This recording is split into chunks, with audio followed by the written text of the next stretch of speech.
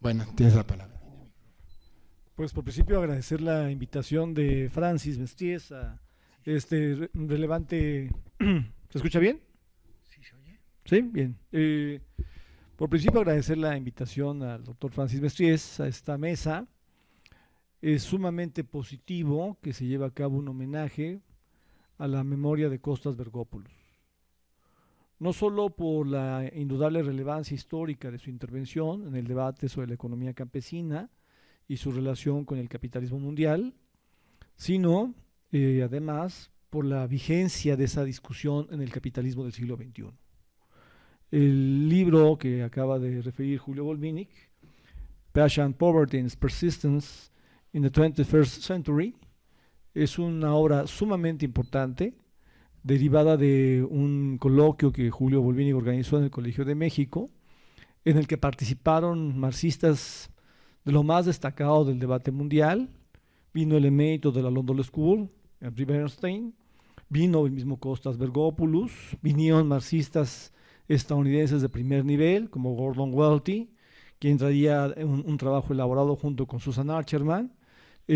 Participaron importantes marxistas latinoamericanos, Julio Volvinic, Armando Bartra, estuvo, bueno, yo también, estuvo Enrique Leff, él pertenece más al postmarxismo, digámoslo así.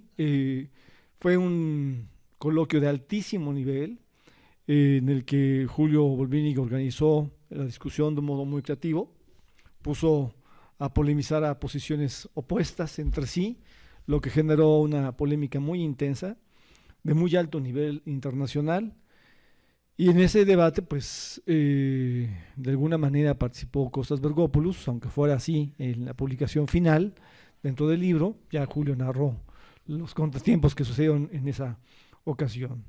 En la misma revista Mundo Siglo XXI le publicamos un par de ensayos a Costas Vergopoulos, y esto es decisivo mencionarlo, porque esta discusión sobre las relaciones del capitalismo del siglo XXI y la economía campesina es una discusión de suma vigencia. Por eso es que es muy relevante que la obra fuera publicada por Setbook y con apoyo de este importante programa de investigación sobre la pobreza comparada, CROP, que tiene su sede en Bergen.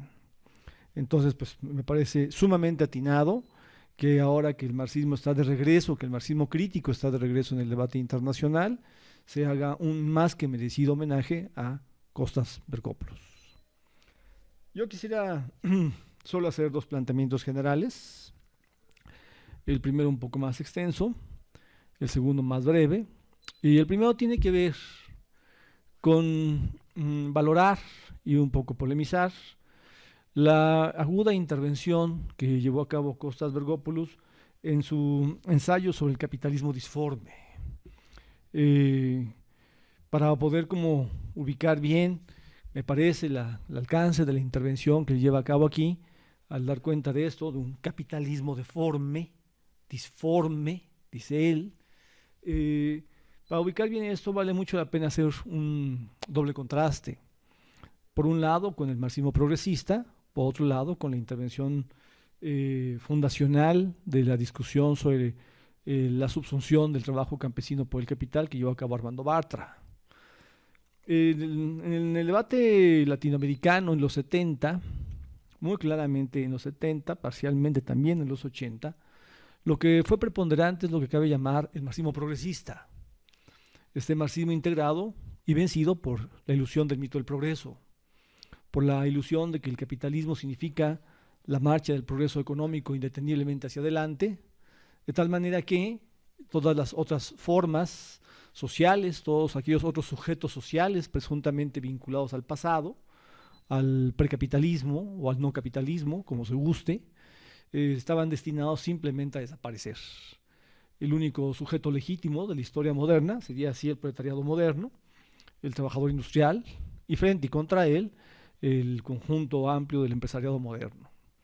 Esta polarización clasista, que fue la que el marxismo progresista regularmente identificó, era la que hacía que se tratara con desprecio al sujeto campesino como un sujeto destinado simplemente a ser barrido por la historia. en la medida en que el desarrollo tecnológico y económico del capitalismo siguiera hacia adelante, y eso era prácticamente destino, el campesinado estaba dirigido indeteniblemente a desaparecer. Su función en la historia era simplemente pasar al olvido.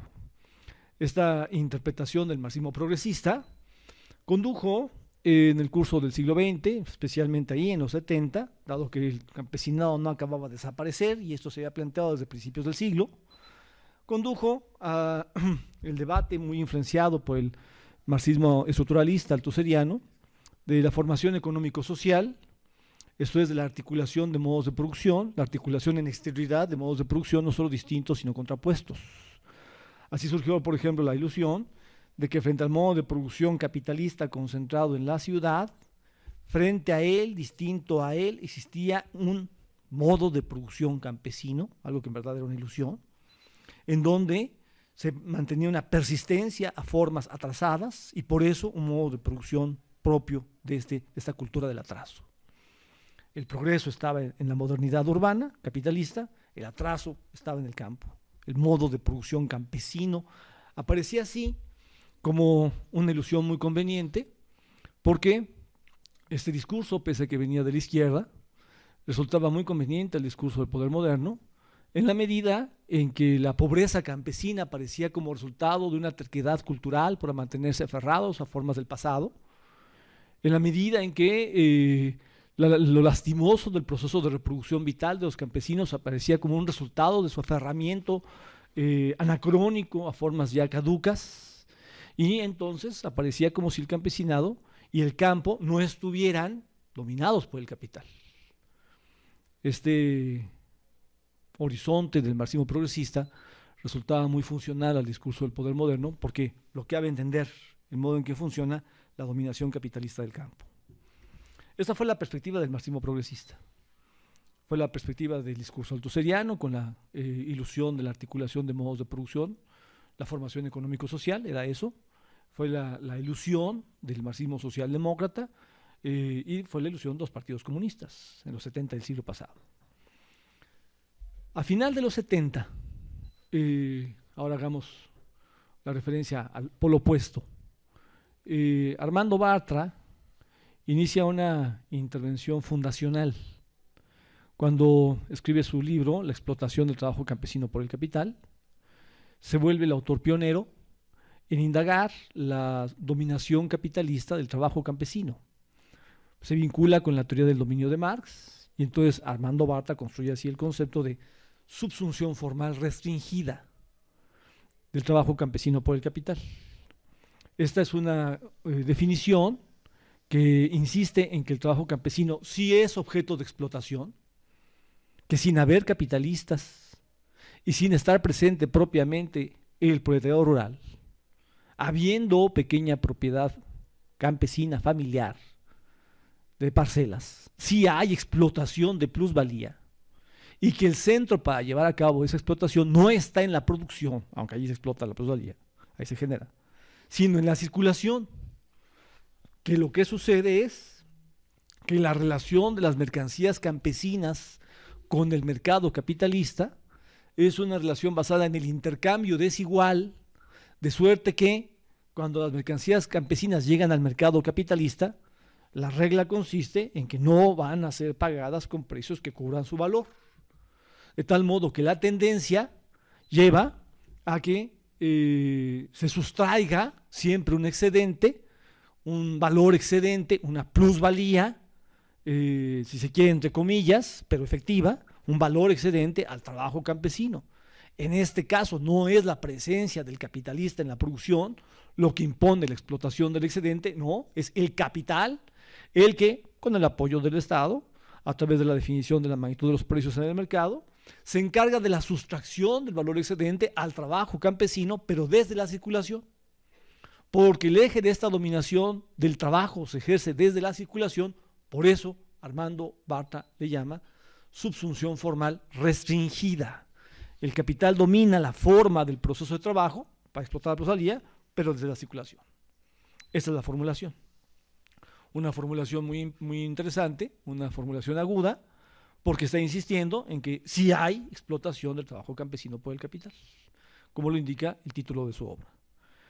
Hay que decir además que el planteamiento de Armando Bartra está vinculado a la discusión sobre la teoría de la renta, y entonces lo que él formula es una conexión entre la teoría de la subsunción formal restringida y la renta, planteando que la persistencia del trabajo campesino sucede porque el capitalismo, al hacer valer esta persistencia, logra que en vez de que suceda la transferencia del capital urbano hacia el campo para cubrir la renta por la producción que se lleva a cabo allí, suceda lo contrario.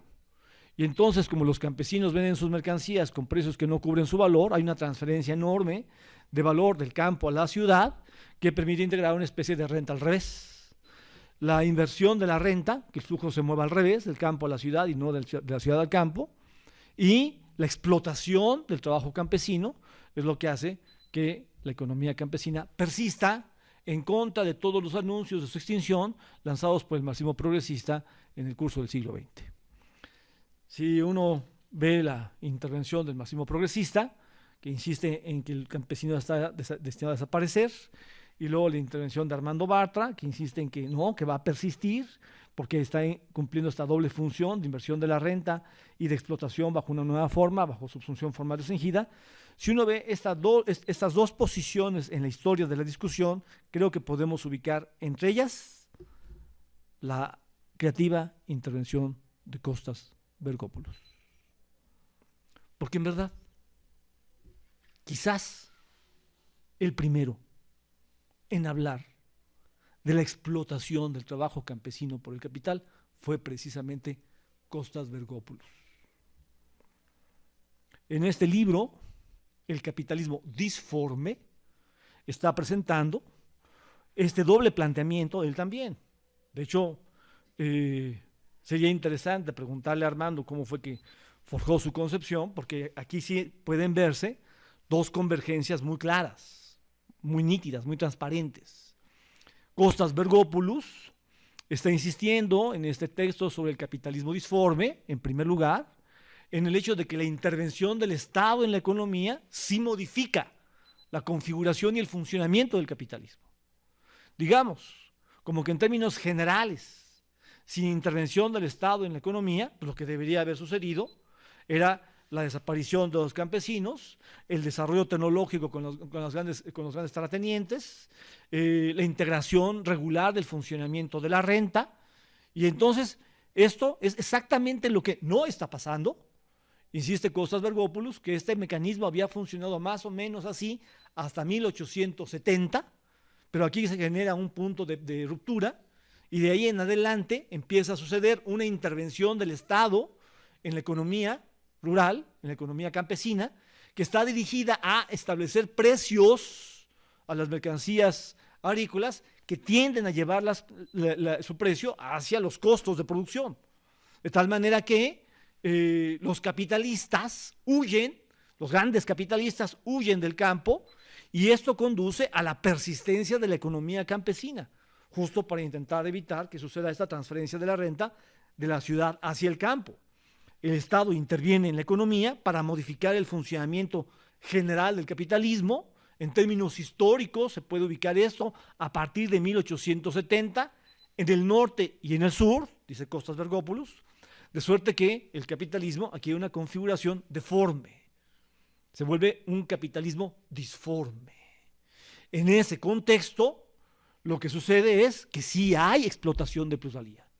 Él está hablando de una plusvalía que producen los campesinos, usa el término explícitamente, plusvalía, no se refiere a un valor que no se paga, no se refiere a un valor excedente, no, dice explícitamente plusvalía.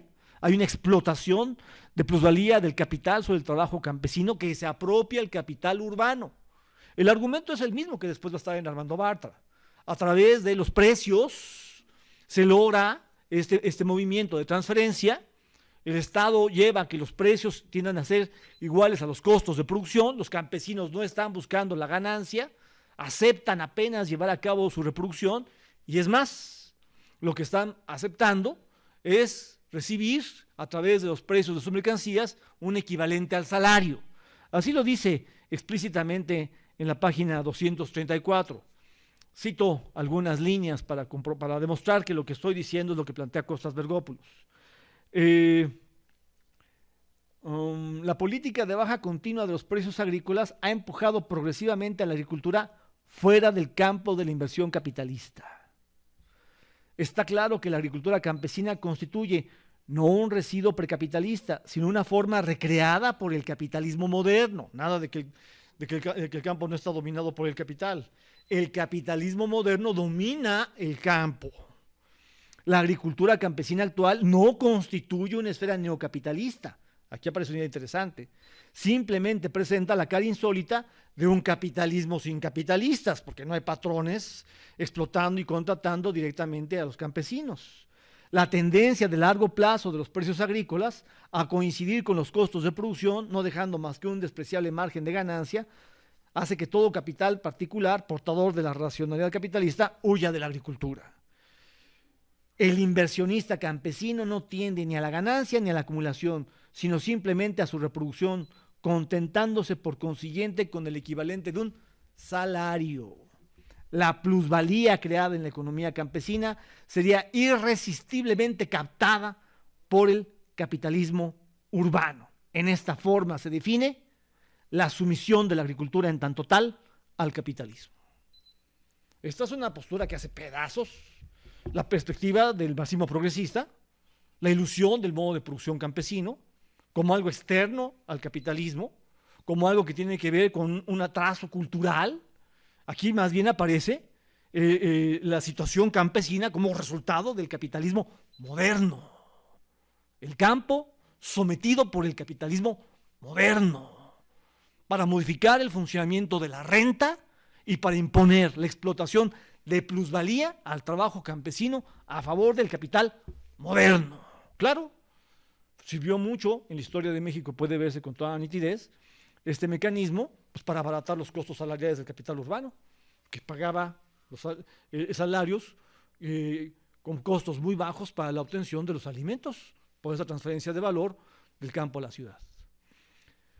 Costas Bergopoulos, hasta donde yo consigo ver en la historia del debate internacional sobre la economía campesina, fue el primer marxista que abordó el tema de la explotación del trabajo campesino por el capital. Y lo hizo, en efecto, para el debate mundial, abordando el problema tanto respecto del capitalismo del norte como del capitalismo del sur. Cuando Armando Bartra entra en esa discusión en América Latina, acá en México, pues tiene el antecedente de que estas dos coordenadas de la discusión pues ya las había planteado Costas Bergopoulos acá. El libro de Costas Bergopoulos fue publicado en francés en 1974.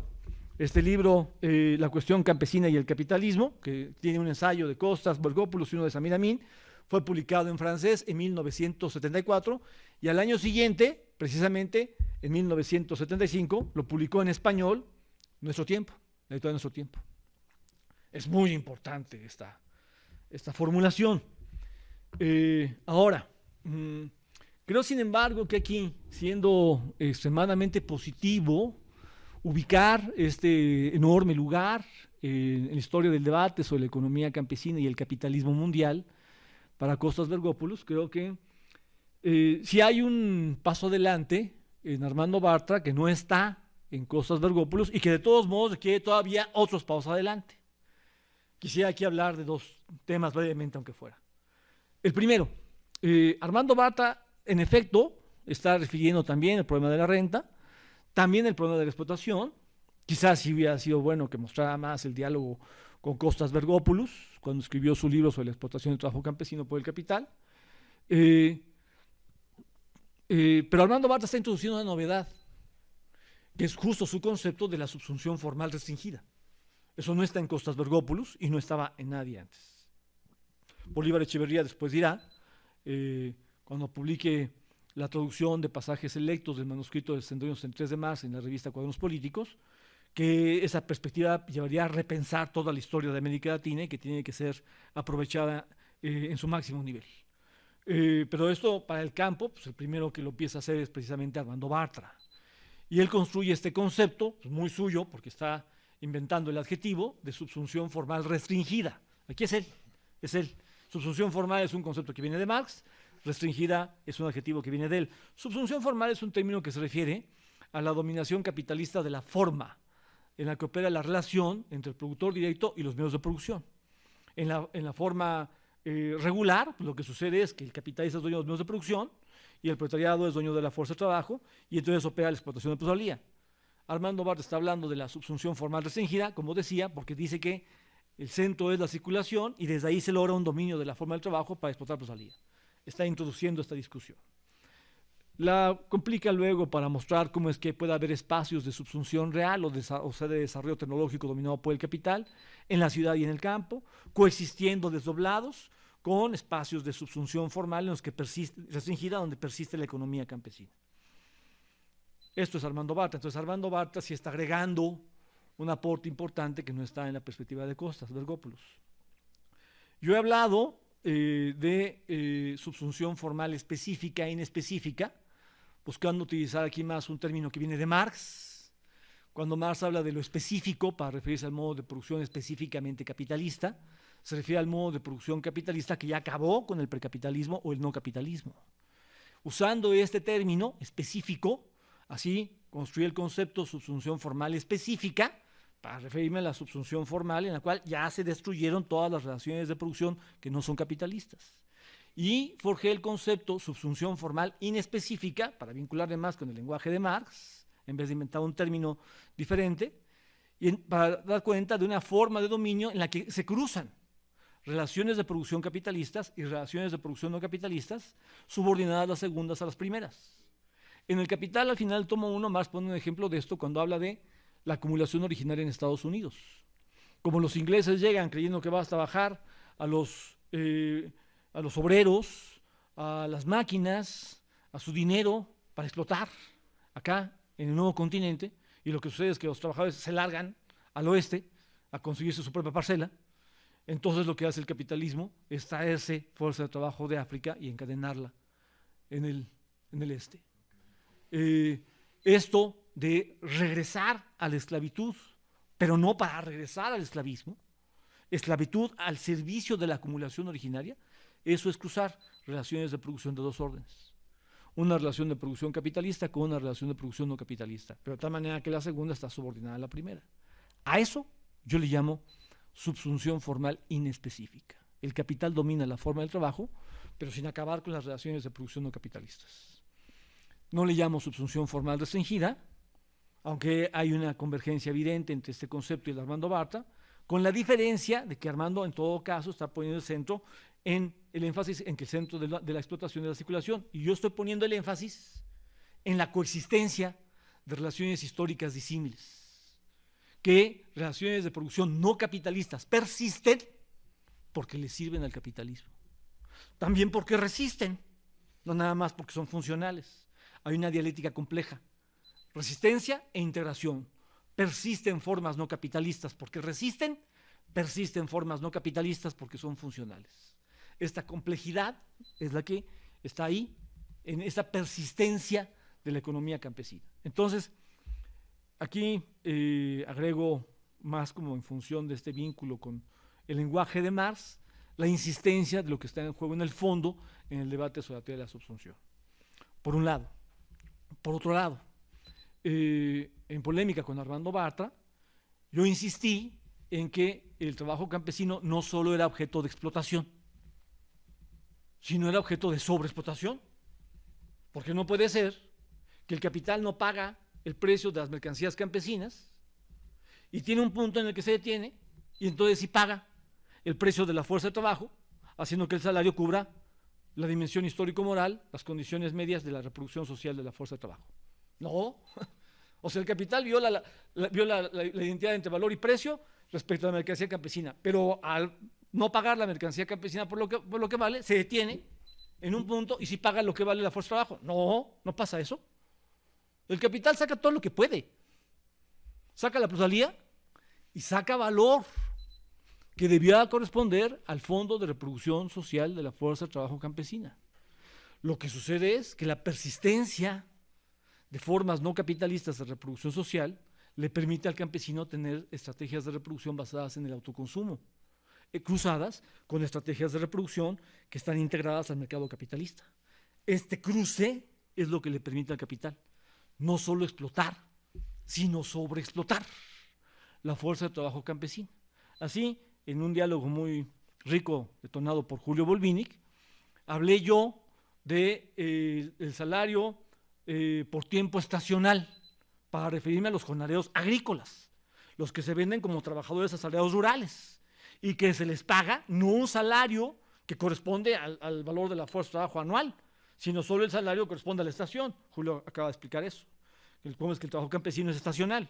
En articulación con Julio, por eso insisto en que no hay oposición entre lo que Julio plantea y lo que planteo yo. Yo construí el concepto de salario por tiempo estacional para mostrar que los campesinos que sí operan como trabajadores, como jornaleros asalariados, no reciben el pago de todo el salario, porque no se les paga el salario anual, sino solo una parte del año, de estación que elaboran. Y luego, que los campesinos que no trabajan como jornaleros, que trabajan con su parcela, también de todas maneras no reciben el valor de su fuerza de trabajo, sino menos. Las mercancías campesinas no se venden por su valor, se venden por precios que no pagan ni el valor de la mercancía ni el valor de la fuerza de trabajo. Y en ambos casos, siendo jornaleros y no siendo jornaleros, trabajando en su propia parcela, los campesinos subsisten porque recurren a una línea de reproducción basada en el autoconsumo. El capitalismo no ha acabado con los campesinos, aunque los embiste y los golpea y lastima su proceso de reproducción, porque en parte les es funcional. También los ataca, se apropia de territorios con recursos no estratégicos, los reprime políticamente, pero también persisten. Esta doble dinámica de relación ofensiva hacia el campesinado es lo que el capital lleva a cabo. En ese sentido, creo que hay una especie como de ambigüedad, porque en el curso del texto sobre el capitalismo difforme, Costas Vergopoulos está hablando de sobreexplotación. Pero al final, cuando presenta la conclusión, pues se refiere a la plusvalía, a la explotación. Entonces no acaba de quedar claro. Si es sobreexplotación, además de plusvalor, hay sustracción a lo que debía ser valor para el salario. Aquí hay como una ambigüedad en el término, parecía que se está refiriendo que hay una tasa de explotación muy alta y no que efectivamente hay sustracción de valor que debió ser un equivalente al salario. Creo que estas polémicas vale la pena tenerlas. En el libro se desarrollan a juego de la discusión con Armando Bartra, ante todo. Allí presento mi polémica sobre esto. Escribí un ensayo sobre modernidad barroca y pobreza campesina. Julio Volvinic ha referido parte de esta polémica en su brillante columna semanal de La Jornada, donde ha hecho varias veces referencia a estos diálogos muy ricos que hemos tenido. Yo insisto en que no hay polaridad en nuestras posiciones, que son posiciones complementarias, y me parece que al verlo así, en la historia del debate internacional sobre la economía campesina, a la luz de la crítica de la economía política de Marx, vale mucho la pena decir que el primer marxista, hasta donde yo veo en la historia del debate internacional, que puso por delante el debate sobre la explotación del trabajo campesino, ese fue precisamente Costas Vergopoulos. En todo caso, el límite ahí está, no nada más en que no está el tema de la sobreexplotación como tal, sino en que está diciendo que más que persistencia de formas no capitalistas, lo que está en juego es la subordinación al capitalismo moderno. Bueno, es que una cosa no tenía que significarse la negación de la otra. Si hay explotación del trabajo campesino, eso no tenía que significarse que no se ponga énfasis en que sí persisten formas no capitalistas, en tanto subordinadas al capital, en formas complejas, y que esto es fundamental para lograr una reproducción social que de otro modo sería simplemente imposible. Sin estrategias de autoconsumo, los campesinos se mueren, porque con una sustracción de plusvalía y una sustracción de valor para la reproducción social de estas magnitudes, se mueren si no tuvieran estrategias basadas en autoconsumo. Ahora, por último, un segundo punto más breve, de las últimas intervenciones que llevó a cabo Costas Vergopoulos, y donde yo le publiqué un ensayo, su último ensayo en la revista Mundo Siglo XXI, que tradujo Francis Mestiès, sobre la crisis de la economía alimentaria. Yo creo que ahí vale mucho la pena decir que en la historia del debate por acá, en México y en América Latina, pues quien puso mucha atención en la relevancia de las crisis alimentarias para la explosión de las revoluciones mexicana y rusa fue precisamente Kostas Berkopoulos.